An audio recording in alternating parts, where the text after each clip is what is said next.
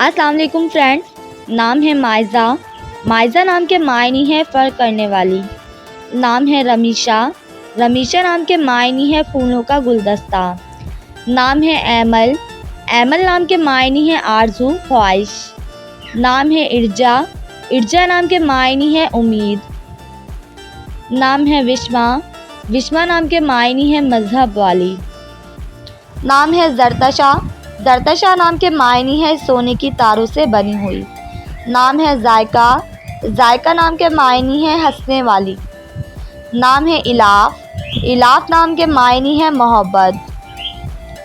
नाम है ज़ंजबील। ज़ंजबील नाम के मायने है चश्मे का नाम।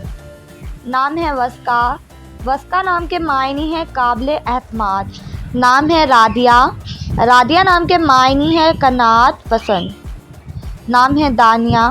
दानिया नाम के मायने है करीब। नाम है इमल। अमल नाम के मायने है उम्मीद।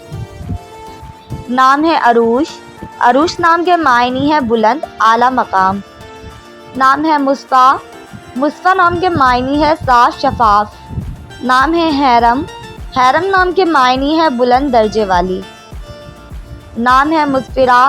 मुस्फिरा नाम के मायने है रोशन चेहरा। नाम है मोमना।